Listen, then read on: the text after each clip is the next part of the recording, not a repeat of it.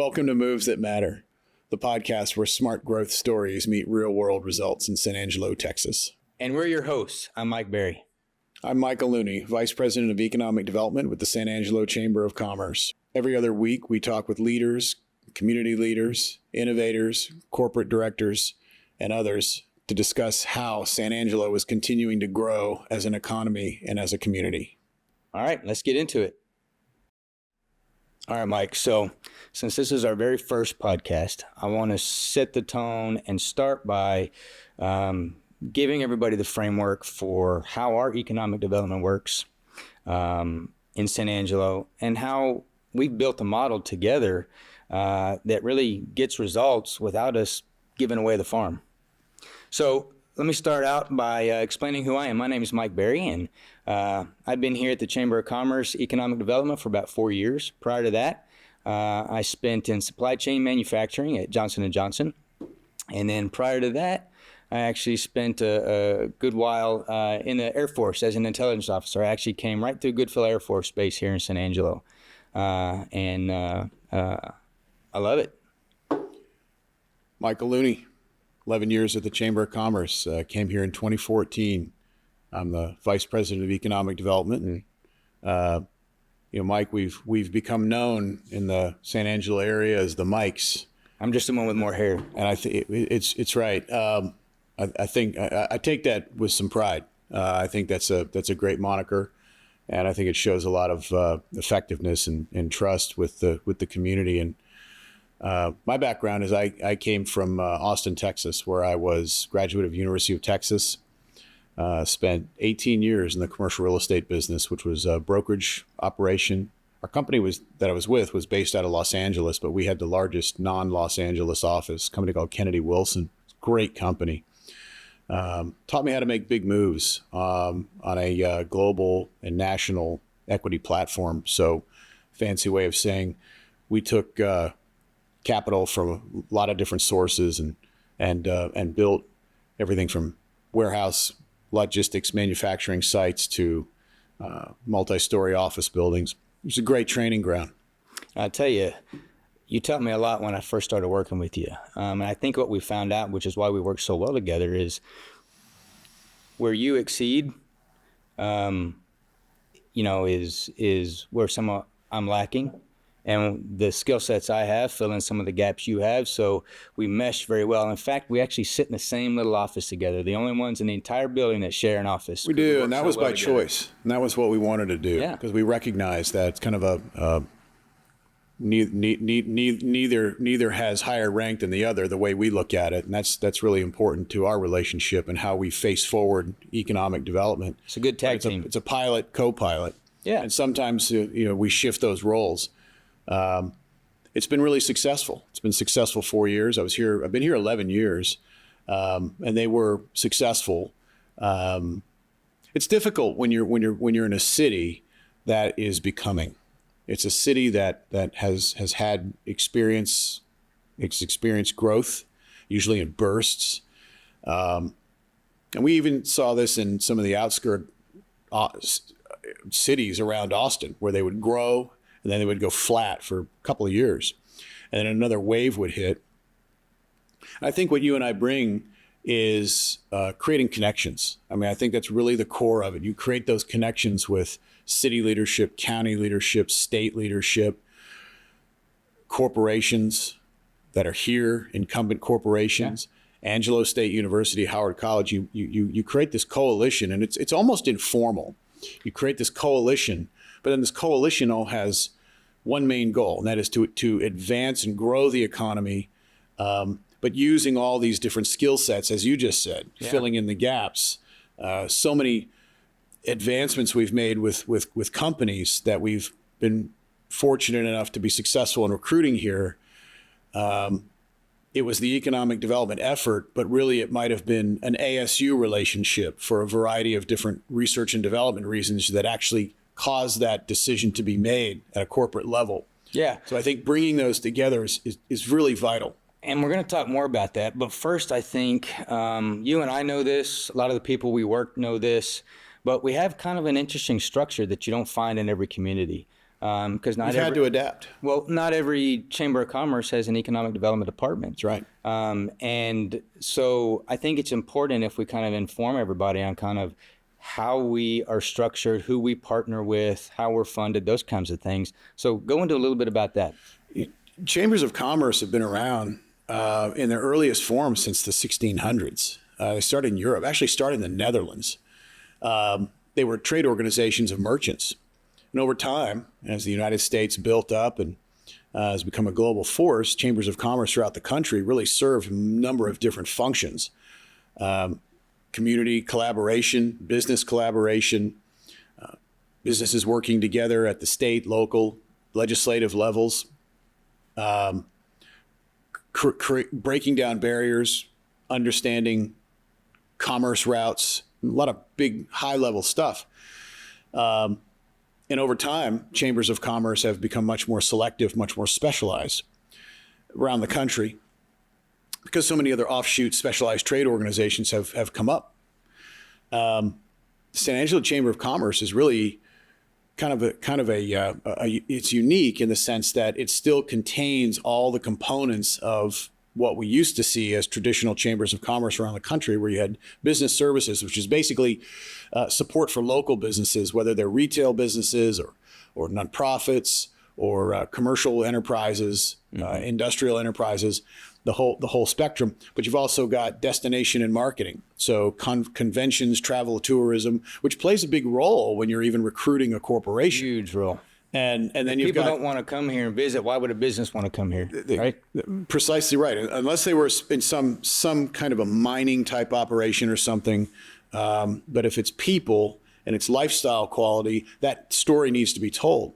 And then you have economic development, which even though there's a blend and a lot of them blend together, economic development, what we do, which we're conveying to the public and to our viewers today, is that's really more of the specialized industrial engineering type level of communication with corporations and with recruitment and expansion of existing incumbent businesses. Those businesses that are primary job creators that export a product or a service. That's the key. Yeah. You see a lot of economies around the country that very vibrant cities where there's a lot of intra-city commerce, which is healthy and very important. But the key is to import those fresh dollars into the community, and industrial commerce is usually the way to do that. Yeah.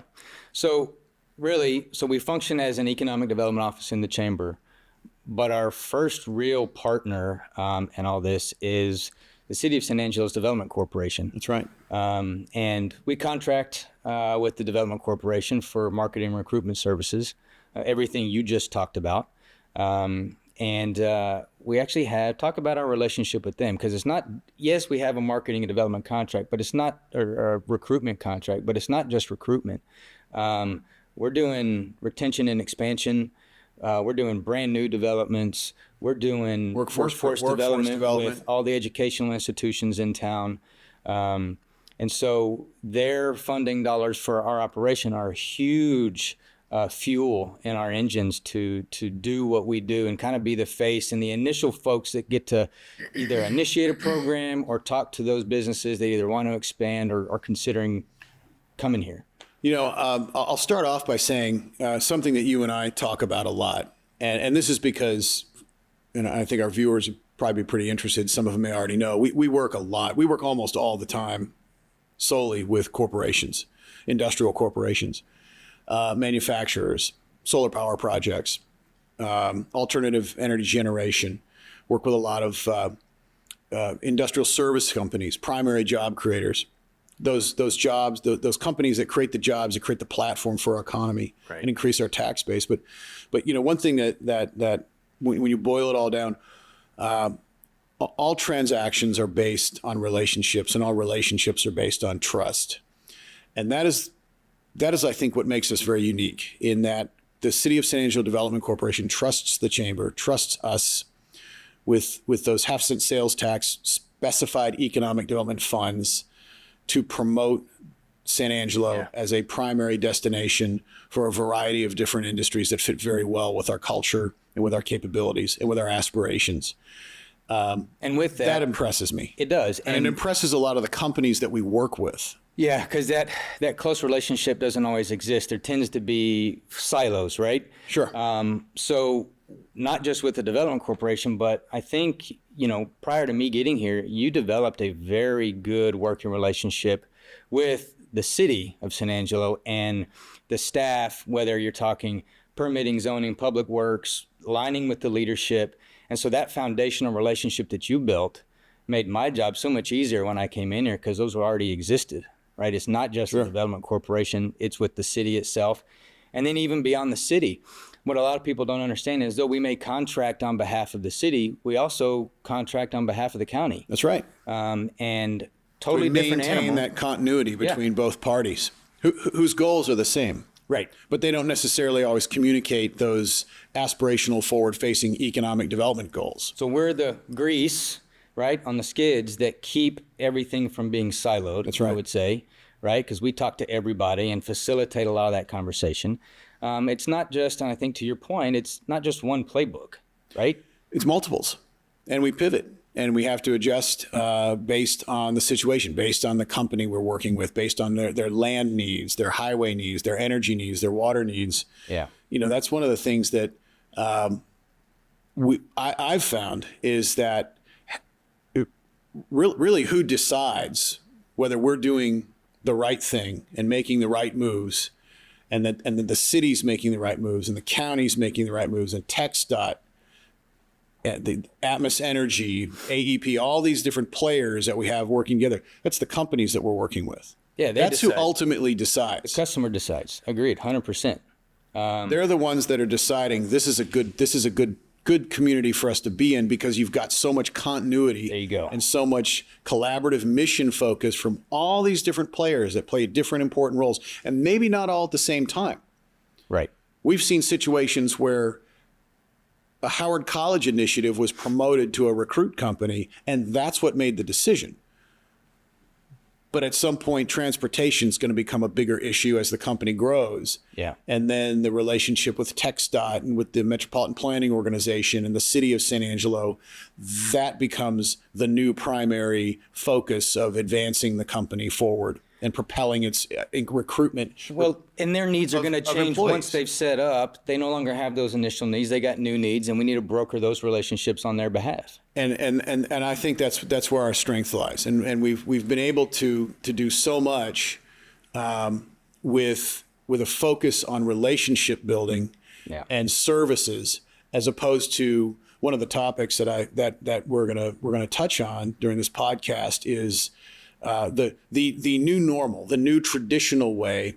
And I say new, I mean, we're talking 20 years of economic development experience nationally, where there are silos, as you just said so correctly, and so much disconnect. And how many companies have we sat down with, and for a minute they're just silent, and they say, we've never seen a city and a county and a chamber of commerce and a university and an independent school district work so collaboratively on attempting to display their capabilities to the betterment of our industrial mission. How many companies have sat down with us saying, we just came from a city that will absolutely not communicate with their county commissioners All the time. But you bring up a good point, right? So it starts with the relationships that we build. And when we talk about how we create value, we're not just talking about financial support, but everything you just said leads us into, kind of what we do to provide support that maybe is not financial based. It's based off our relationships and being able to say for like the education system. That's one skill set that I brought, is I understood workforce training, right? I understood, I was able to speak the language of the educational institutions, but then I also have been on the business side of things. And so between you and me, we can translate. And that was one of the biggest things that I noticed was the schools wanted the businesses to be involved, and the businesses wanted the schools to be involved, but they didn't know how to talk to each other. That's right. And so early on, one of the things I latched onto was, let's get the businesses inside the schools and the schools inside the businesses. Whether that's Howard College, whether that's San Angelo ISD or Angelo State University, we figured out a way to get the businesses talking with the educators, and the educators being able to explain to the businesses what they're doing and hear what the businesses said they want. And now we're kind of out of the picture. Those relationships exist, and they reach out to each other on their own and continue to create programs, which is kind of what we wanted, right? We can't be in the middle of it all the time, but we can at least be the progenitor of something that hasn't already been. That's right. We saw that with two examples. Long Industries, big steel component manufacturer here in San Angelo. Their headquarters up in Buffalo, Texas, East Texas. The advancements they've made and the facility that they run and the efficiency and the esprit de corps that particular company has. And it's always a real delight when you can see and you get communications from leadership informing us of all of the state-sponsored and regionally sponsored workforce development programs that they're now very involved with. And I think a lot of those relationships were established by us, but we wanted to push them out and encourage them to work those programs on their own independently. Because one, we can't do it all. Yeah. But it also shows the effectiveness, because these companies aren't. One thing about corporations, as you remember from J&J, Yeah. They will not do anything for very long if it doesn't provide some kind of a positive net gain benefit. That was awesome to see. And then Rosenberger. Story. Yeah, Rosenberger. One of the largest family-owned companies in Germany. Before we go into there, let me touch on what you kind of hit on long and kind of how that started, right? Because I think it's an important point. I was sitting down with one of our manufacturing partners and the CTE director at ISD, and we just had this wild idea that maybe we try a recruitment day for Roxanne fabricators. Fentress? Yeah. Maybe we try a recruiting day because a lot of our oil field services companies struggling and needed welders, right? Mm-hmm. So we said, well, what if we did a recruitment day? And so kind of what we did is we got a bunch of our steel fabricator businesses wanting to participate. The school helped set up kind of a speed dating style interview day with the seniors in getting their welding certification. And we just put them through this few hours that day, and everybody sped through and did an initial screening interview. The kids got prepped. The businesses got exposed to some of the kids. They liked a lot of what they saw and are ready to offer them jobs. And a lot of the feedback we got from the kids was, we thought we were only going to be able to go out to the oil field or have to leave San Angelo. We didn't realize these businesses existed. We didn't realize that they wanted us to come work for them. And since we started doing that, that's now been going on for a couple of years. It's grown and expanded. And what's happened actually because of that is now those relationships exist with the Long Industries and the other steel fab companies as a talent pool source for them. They've been able to inform on the instruction at the ISD of what they want them to focus on teaching. But now that program, they're out of space. It's grown 150% since when I started working with them, just because we got people talking to each other and understanding what everybody does and what they need and that they exist, right? But now I go back into Rosenberger. It's a success, and using that model. There are a lot of people who don't know and who wouldn't really know that one of the largest family-owned companies in Germany, a company called Rosenberger, which makes electronic components, very high level, called high-frequency modulation equipment, which goes into data centers, which goes into aircraft, which goes into race cars, which goes into factories, automation systems. They needed a cable connector. They had a cable connector factory in Pennsylvania. And when we got involved with attempting to at least have a discussion with them about San Angelo, their needs were easily met by multiple cities in Texas alone. But I think one of the things that really set us apart was the fact that you and I researched what is it at a core, almost an emotional level. What would a company like this be interested in learning about? Yeah. And that was apprenticeships. Because everybody's got a building, everybody's got land. That's right. So what? So apprenticeships. And so we use the platforms like the Long platform, the speed dating platform. I don't know how many kids we had come through the convention center that speed dating day with 8 different steel fabrication companies. Yeah. I don't remember how many hundreds of kids it was. But I think the big key with Rosenberger was they only needed a handful of employees initially. And we got them set up with a local job fair that was going on, I think. And we said, hey, you guys aren't even here yet, but why don't you come down? We're going to get you set up in this job fair. I know you only need 25 folks, but one of the things we told them is that, hey, we've got a workforce that's ready to work and it's itching to get to work. They hadn't even made a decision on San Angelo, and yet I don't know who it was, but was it you? Yeah, that set up the Rosenberger recruitment table? We got them set up at the Red, White, and Blue as an hiring experiment. fair. That's right. We said, just come and see what you get. Yeah. They were saying they were needing like 25 or something like that. 25 techs. And at the end of the day, I went over and checked on them, and it was busy, and they were doing their thing. And when they checked in with us at the end of the day, they were like, we have to go home. We have over 100 resumes of people that are potentially we can hire. We got quadruple what we need. This is amazing. We had no idea you guys were telling us the truth. You know, Rosenberger, they have a very successful factory here. They've been about 3 years. It's grown once, not in size, but in their mission. Yeah. They brought in the Canadian manufacturing to San Angelo, and as you and I both know, we're constantly calling them and talking to them, and built a great relationship with the company and the leadership on future plans for San Angelo. But I thought it was pretty neat that even though we revealed to them ASU and Howard College's interest in their company and what they make, of course, the engineering department at ASU thought it was fantastic, but that they actually established a third shift in the afternoon specifically for students. So when they got out of class, they could go do a couple hours of work and make some money. Yeah. All right. I think you set the stage really well for what I think we ought to talk about next. And let's get a little more philosophical. I know that's more where we haven't really touched on yet, but I want to kind of set the philosophical foundation for all the things that we just talked about. And I want to start it off this way because San Angelo is considered somewhat of a smaller market, tertiary market, third-tier market, right? Sure. And on the surface, that may be a turnoff to some degree, or that there's limited opportunity. But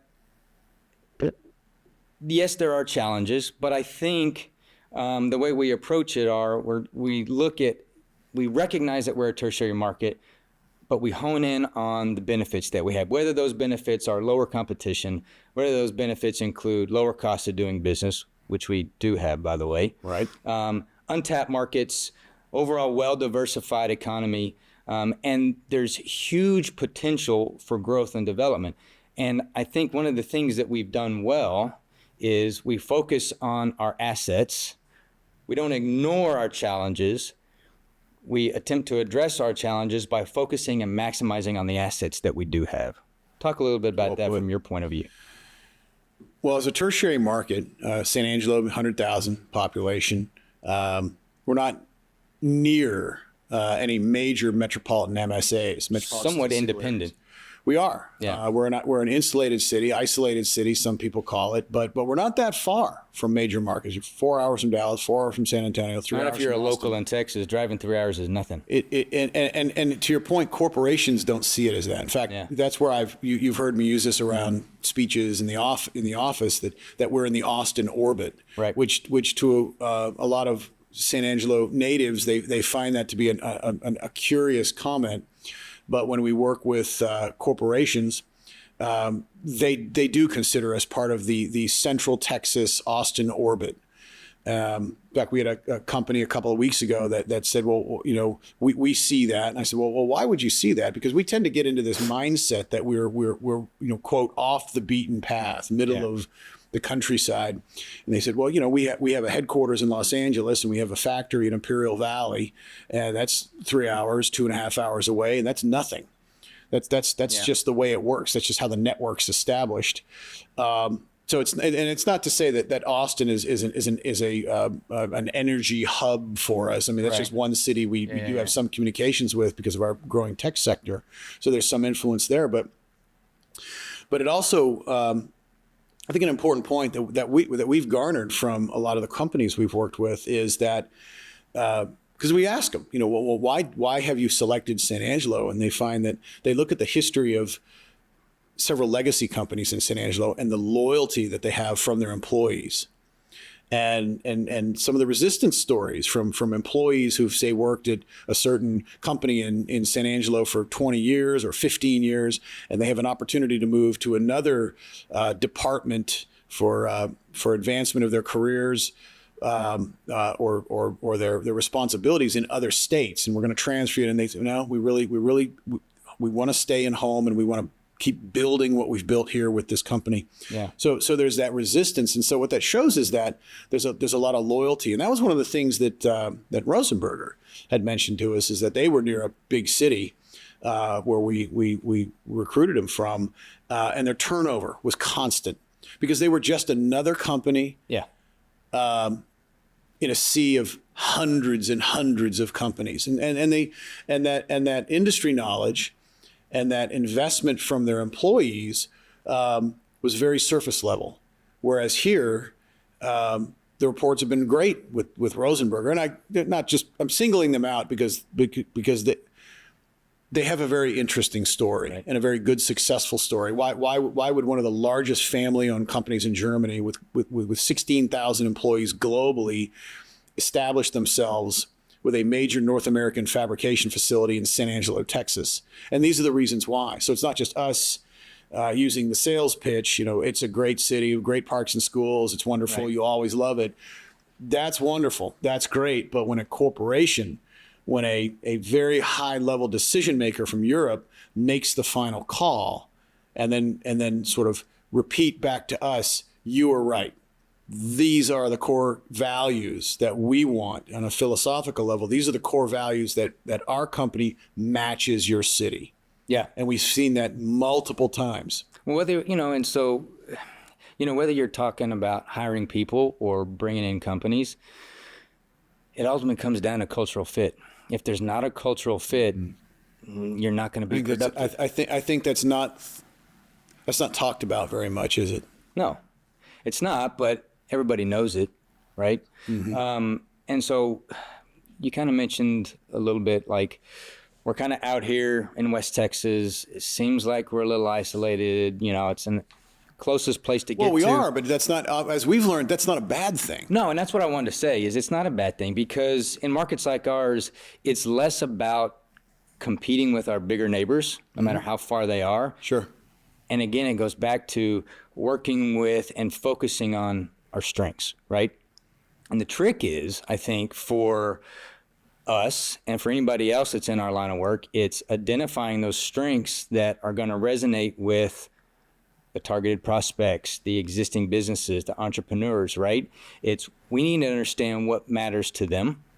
And when we do, we can focus on telling the right story with the assets that we can offer them, right? And so we do that because playing the game the same way as everybody else, though that we may be in somewhat of a constrained market compared to your Houstons and your DFWs and what have you, is not going to cut it for us. We can't play the game the same way. Doesn't work. And any advantage, I'm going to go back to a point we made earlier, any advantage our community has, it's only going to matter if the customer values it. Totally. And so I ask... They're the decision makers. They are. And they're the ones. It's not the city or the county or the chamber leadership.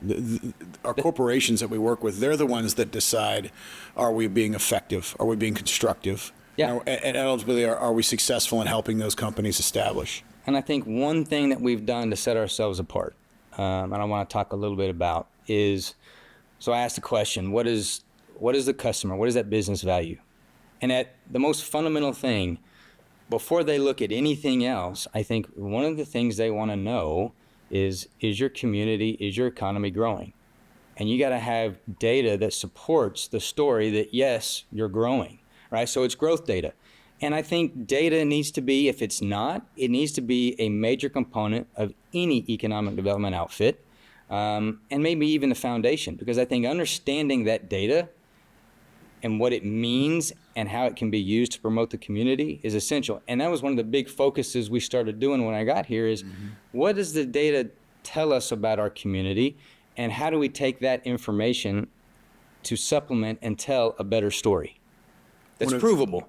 One of your first mission objectives when you joined me at the Chamber Economic Development Department was a lot of time you spent focused on researching, building, and then acquiring funding for several, I hate to use the term, but it's an appropriate term, deep dive specified market data information sites. Yep. Platforms. Yeah.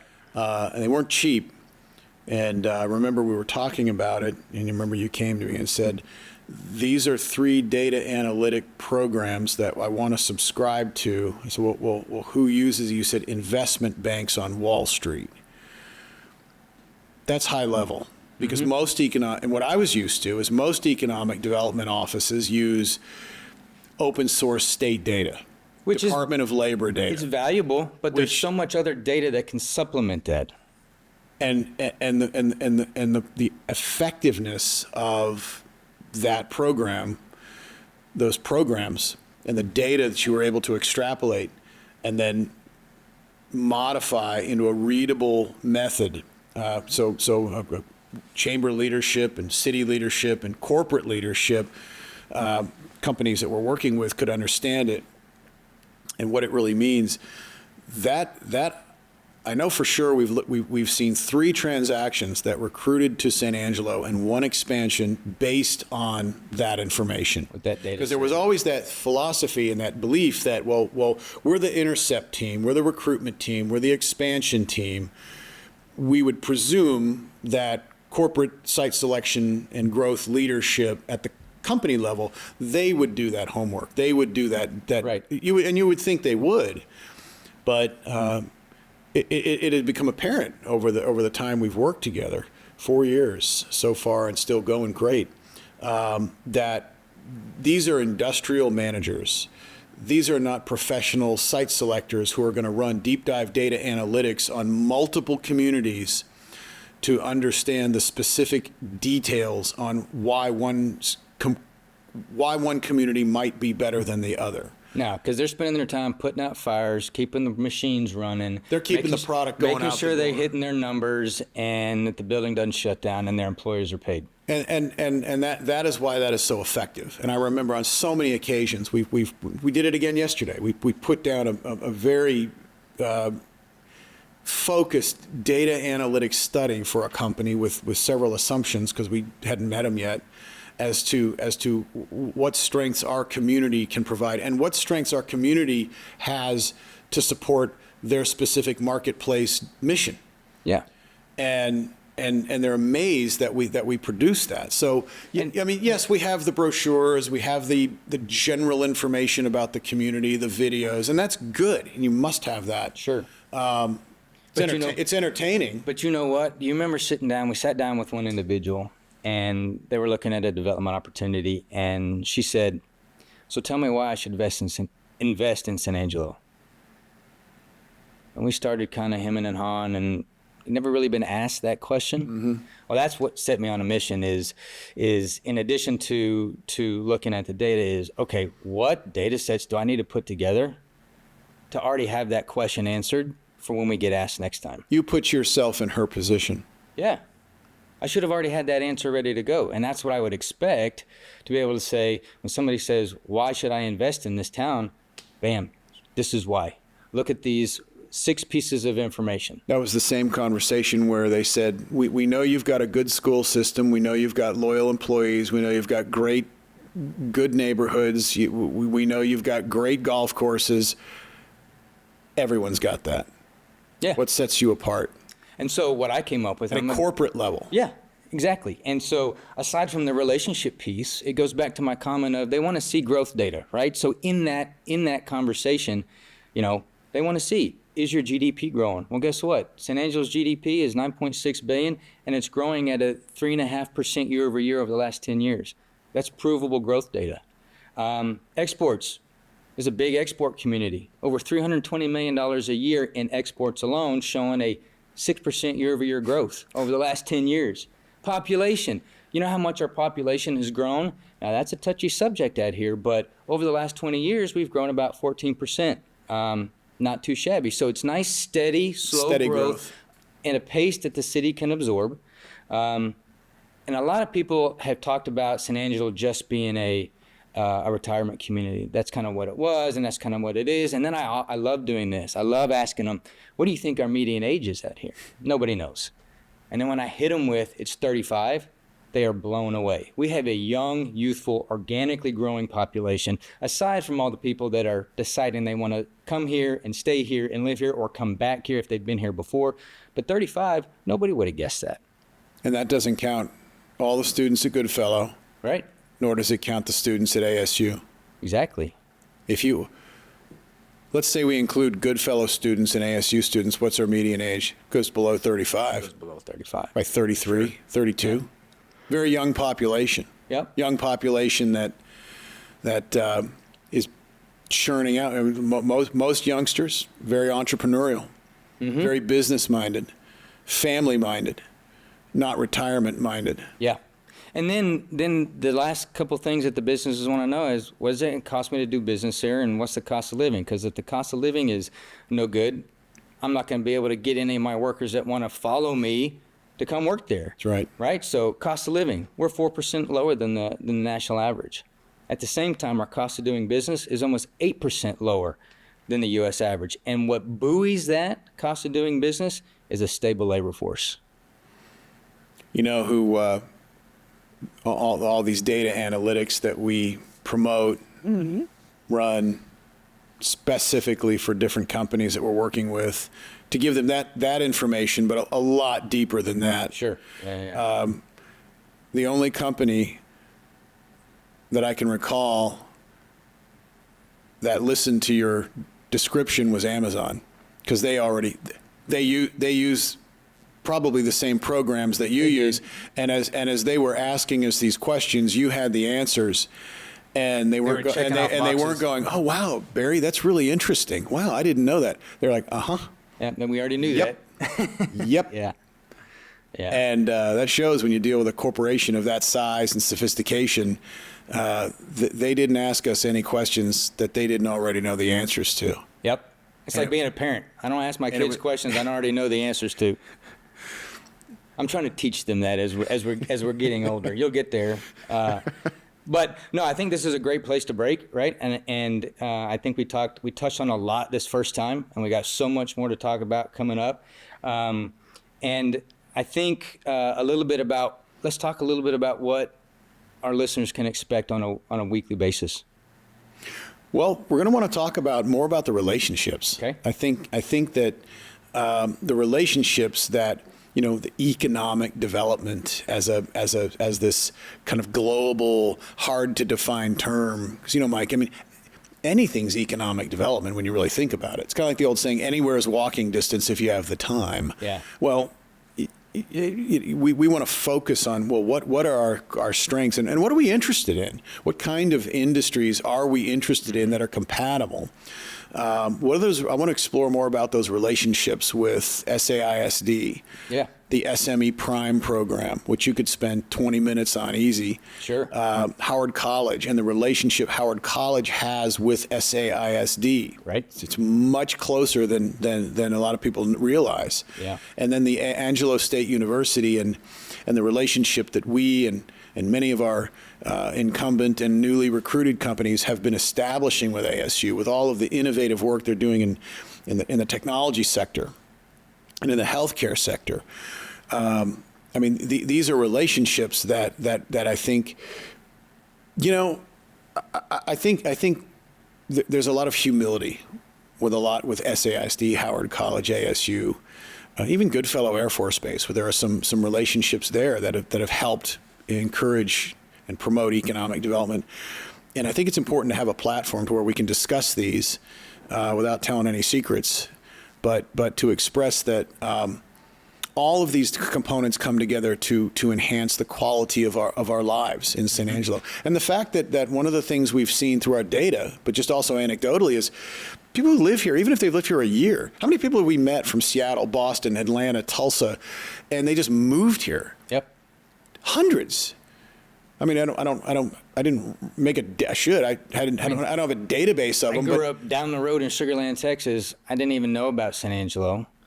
I get here because I'm in Goodfellow, and we decide we're going to go back there, and we have been here, right? And it's just like there's something about it that grabs you and hooks you in, right? Home is just better here for some reason. It just is. I think it has a hometown feel. Yeah. And its borders are not blurred by other incorporated cities that eventually lead you to a major metropolitan downtown.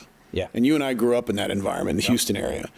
I'd like to talk about the CVTA, Contra Valley Technology Alliance. There's an organization that we had a part in helping launch. That has grown legs, and it's running on its own. Yeah. And then I think it's now the teenager running down the oval track. I mean, they are sprinting. As we tell those stories, I think our listeners need to know and expect that as we tell those local stories, those personal stories that we have, we're going to put in there things, big national trends, state level, regional trends, economic development topics, and we're going to kind of navigate through that about how we're getting through those particular trends, those troughs, those peaks, all that kind of stuff. We'll take what we're doing and explain it in how it plays into the bigger picture, statewide, nationally, regionally, what have you. So I'm going to ask you one thing. I want you to, as we close out here this time, what's one takeaway or insight that you would give our listeners that you think they can apply to their own work in kind of the vein in which we're talking about things today? Because I know what mine is. I'll give you mine. Give me yours. Mine is focus on the assets you do have to tell a better story. Where your focus is where your energy goes. You came prepared to the podcast. I would say that I heard this on another podcast, a big global podcast that I really like. And as economic developers, as elected officials, one of the platforms, the propellants that we use in economic development is competitiveness, and we are very competitive. But we're not falling into the trap of measuring San Angelo against peer cities, right, which can create envy, which can create an economic development mission, and I mean collaborative mission, that follows fads. And that is, and the quote was brilliant. It was, be so focused on building yourself that you have no time to critique others. Yeah, it's good. I like that.